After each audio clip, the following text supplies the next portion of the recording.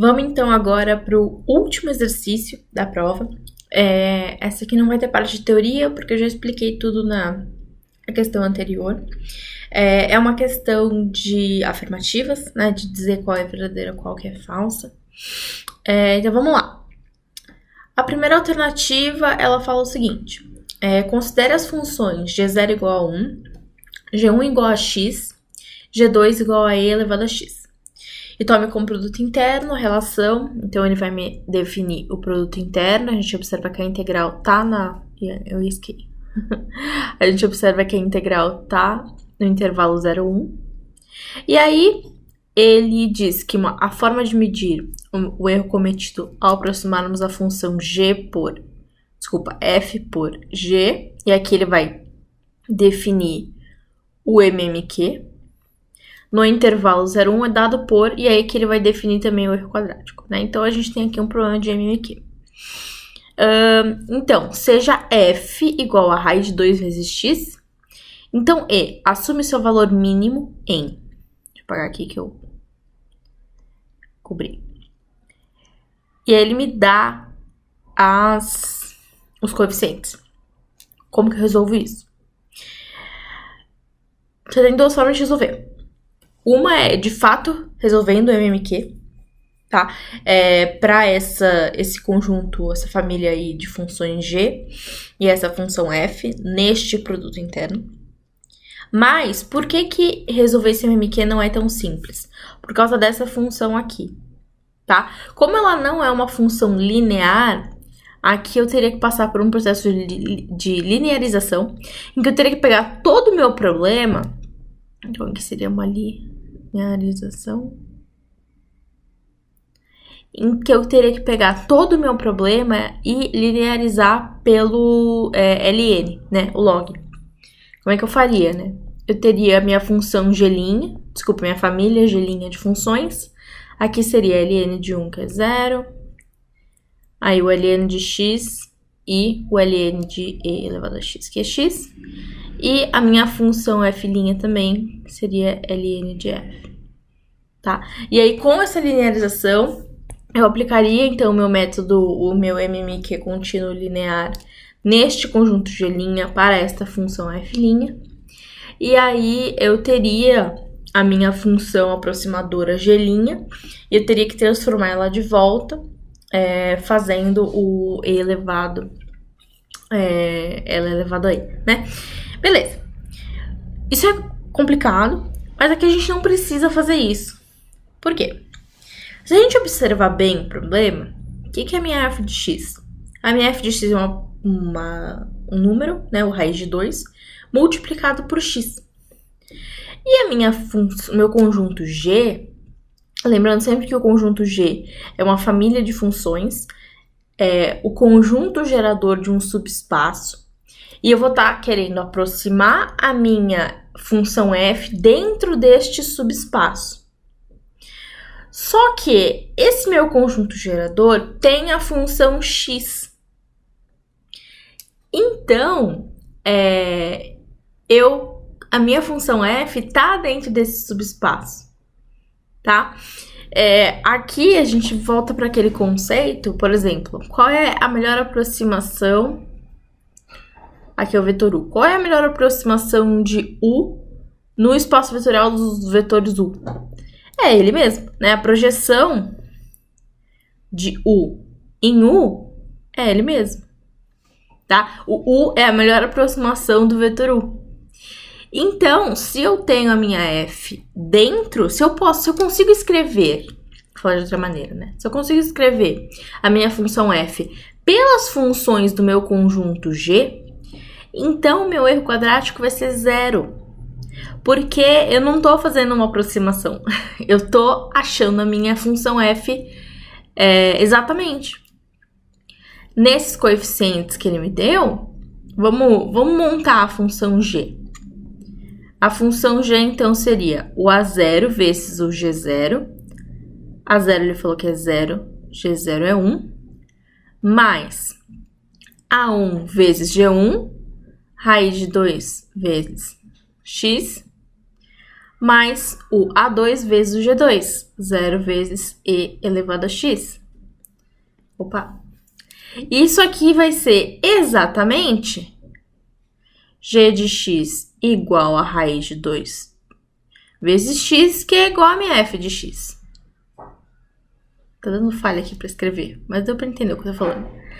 Então, o meu erro vai ser 0. Eu achei a minha função f exatamente, tá? O MMQ, ele vai se aplicar, ele vai ser útil só naqueles casos em que a minha função, ela não pode ser descrita pelas minhas funções da família G, tá? Senão não tem sentido. Então, essa afirmação, ela é verdadeira, porque o meu problema vai assumir o erro mínimo, que é 0. Beleza, então aqui é verdadeiro. Legal. Vamos para a afirmação 2. A melhor aproximação de f pelo MMQ em 1, 2, intervalo 1, 2, por polinômio de grau menor ou igual a 6 e aí ele me dá essa função 1 aqui. E a melhor aproximação de GT em 3, 5, por polinômio menor ou igual a 6 e aí ele me dá outra função aqui. Então, a melhor aproximação de H, e aí ele vai definir H pelas funções f e g, pelo MMQ em 1, 2 tem grau menor que 6. Beleza. Como que a gente vai resolver isso? Porque ele não me deu a função f, nem a função g em nenhum momento. Aí a gente pode se inspirar no exercício anterior, na frase anterior, e pensar no seguinte. Se U é a melhor aproximação para a função f, no limite, U é a função f. Certo? O meu, ele falou que é a melhor aproximação. Ele não falou que é a melhor aproximação com um erro maior que 0. E a mesma ideia para a função g, né? Se v é a melhor aproximação para a função g, então no limite, v é igual à minha função g. Então a gente vai partir dessa hipótese. Vamos partir da hipótese de que u é igual a f e v é igual a g. Aí aqui a gente só tem que se preocupar com a variável, né? Porque a minha função g está em função de t e a minha função f está em função de x. Mas se a gente observar aqui, quando ele define a função h, ele coloca que é f de x mais g de 2x mais 1. E esse 2x mais 1 é exatamente a transformação de t para x. A gente pode até testar, né? Que eu teria, então, t igual a 2x mais 1. Se eu testar isso aqui, ó, quando x for igual a 1, vai ser 2 vezes 1, 2 mais 1, 3, que é a extremidade aqui da minha variável t, então bateu. Se x for 2, 2 vezes 2 vai dar 4, mais 1, 5, que é a outra extremidade aqui da minha variável t. Então, tá certinho. É isso aí. Isso aqui é só um jeito de escrever que a função g estará em função de x. Beleza. Então, ó, vamos... Aqui, eu escrevi a minha função f, escrevi a minha função g, e aqui eu escrevi a minha função h. Que é a minha função h, ela vai ser f mais g, e aqui só tá substituindo o u pelo 2x mais 1, como o enunciado pediu. E aí eu escrevi esse h como um polinômio. O que isso me deu? Isso me deu esse polinômio que tá mostrando, esse polinômio meio feio, mas ele tem um coeficiente em x elevado a 6. Então, eu não posso afirmar que, dado todas essas questões do f, u, g, v, que a melhor aproximação de h de x pelo MMQ tem grau menor que 6. Por quê? Eu encontrei uma situação, pode ser a situação limite, a gente usou a situação limite em que o erro é igual a 0 para facilitar o nosso raciocínio, mas não importa, porque eu encontrei pelo menos uma situação em que a minha aproximação pelo MMQ vai ter grau igual a 6, tá? Porque aqui no caso a aproximação seria o próprio polinômio h. Beleza, então a S2 é... Vamos agora para S3. Ao fazermos a análise harmônica de f de x igual a e elevado a cosseno de x até o harmônico de ordem 3, os coeficientes dos termos em seno serão nulos. Aqui tem uma questão bem importante que eu não falei ainda, que é essa questão dos coeficientes serem nulos. Toda vez que eu estiver fazendo a análise harmônica de uma função par, os coeficientes B, ou seja, aqueles relativos ao seno, vão ser nulos. Toda vez que eu estiver fazendo a análise harmônica de uma função ímpar, os coeficientes A, ou seja, aqueles relativos ao cosseno, vão ser nulos. E isso independe do harmônico, tá? Aqui ele tá falando do harmônico de ordem 3, mas independe, todos eles vão ser nulos. Então, vamos dar uma olhada no porquê que isso acontece. Primeiro, eu queria passar um pouquinho pela função da análise harmônica, né? Como que a gente calcula uma análise harmônica. Nada diferente daquilo que eu passei. Então, aqui, primeiro ele vai definir... Aqui, ele tá tudo em função de t, tá? O período. Mas como é seno, cosseno, o período é π. Aqui o A0 vai estar definido como produto interno entre f e 1 sobre o produto interno de 1 com ele mesmo. E aí que os coeficientes A e B vão estar definidos como produto interno entre f e cosseno de kx sobre o produto interno de cosseno de kx com ele mesmo. E a mesma coisa para o seno. Aqui para calcular os harmônicos, então ele vai usar o coeficiente vezes o cosseno de kx mais o coeficiente B vezes o cosseno de kx. E aí, para calcular a função g, ele só vai somar todos esses harmônicos com o meu A0 que eu calculei lá em cima. No final, ele só plota para mim os gráficos para eu ter uma noção de como foi a aproximação e calcula o erro quadrático, que é definido pelo produto interno entre f menos g com ele mesmo. Beleza. Só que assim, se você for fazer a análise harmônica dessa função e elevado a cosseno de x, vai demorar muito, tá? Essa integral, ela é muito complicada. E você precisa fazer muitas integrações para você conseguir fazer uma análise harmônica, mesmo que seja só até a ordem 3. Então, como que você tem que pensar para resolver esse exercício? Por aquela lógica do par e ímpar. Eu plotei aqui as funções f e seno, pra gente ter uma ideia melhor de como que isso acontece, tá? Então, eu vou até desenhar aqui. O que acontece? Essa aqui é a função f, essa aqui é a função seno. Aqui em cima a gente observa que a f é uma função par, né? O que quer dizer uma função par? Quer dizer que aqui, por exemplo, esse x aqui, eu vou ter que o f de menos x vai ser igual ao f de x, tá? Isso aqui é definição de uma função par. O que decorre de uma função par? Que a integral de menos n até n de uma função par vai ser igual a 2 vezes a integral de de 0 até n de f. Tá? Por que isso acontece? Porque aqui a integral, né? Então a área embaixo do gráfico, isso aqui é igual a essa parcela aqui da direita. Tá bom? Com relação ao seno de x, é uma função ímpar. O que isso quer dizer? Se eu pegar, por exemplo, esse 2,5, eu vou ter exatamente o contrário. Aqui, eu tenho que a f de menos x vai ser igual a menos a f de x. Isso é a definição de uma função ímpar. E o que decorre disso? Que a integral de menos n até n de f vai ser igual a 0.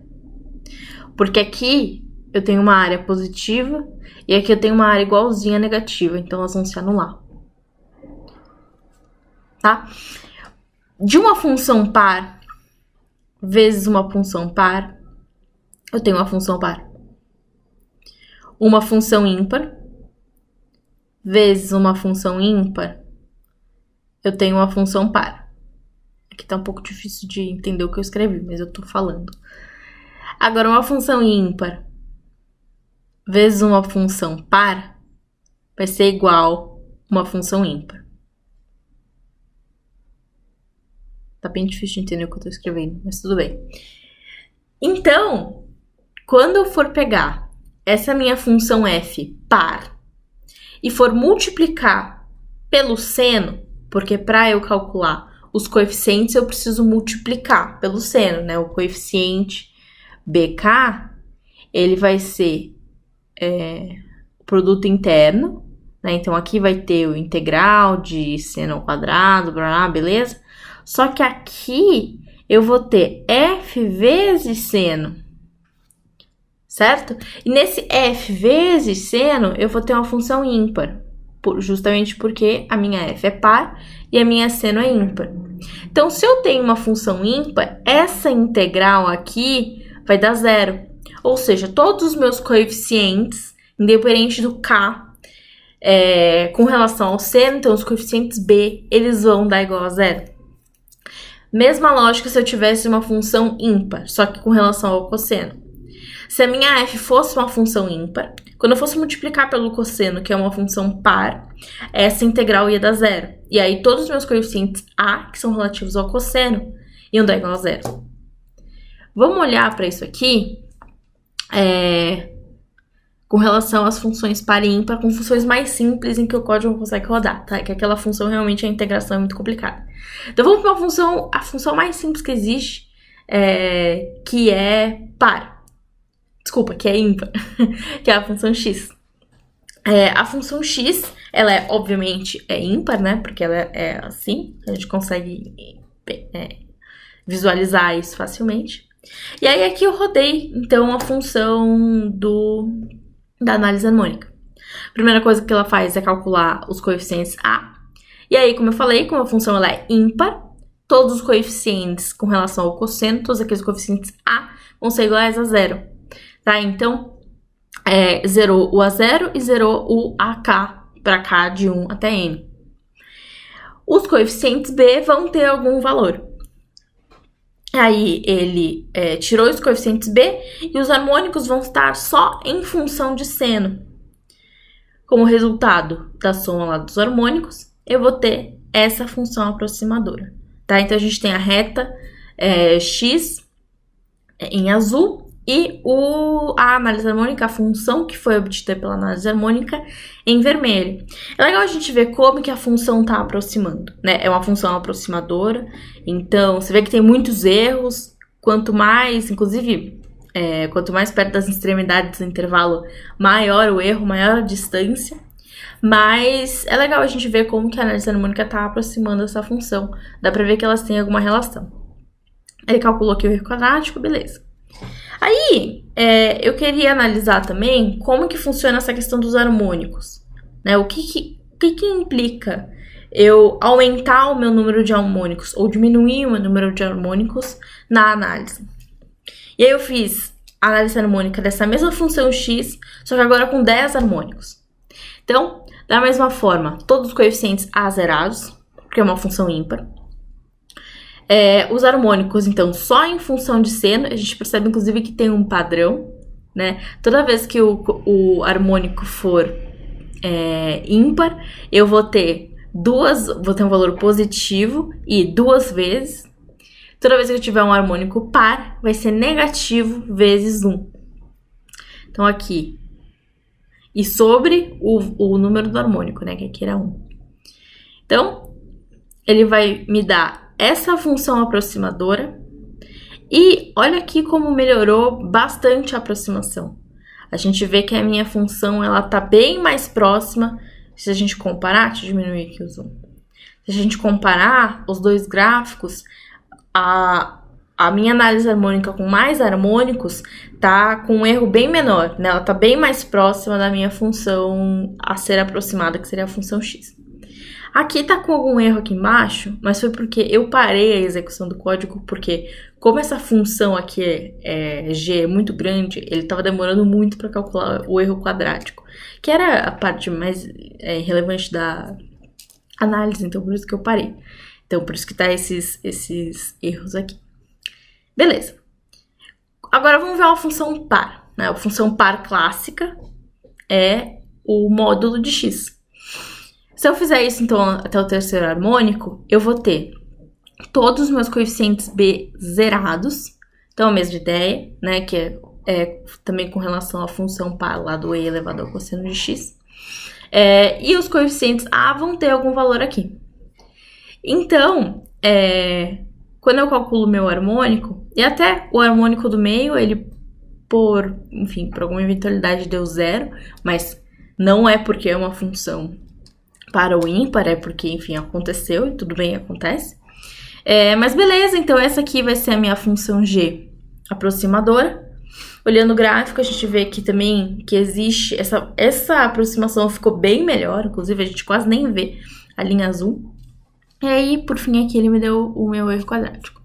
Então, para resumir, funções pares vão ter todos os coeficientes b zerados, ou seja, aqueles relativos ao seno.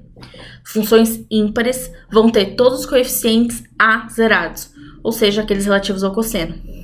Então, voltando aqui para minha questão, se você fizer a análise harmônica dessa função f, que é uma função par, todos os coeficientes do termo seno serão nulos.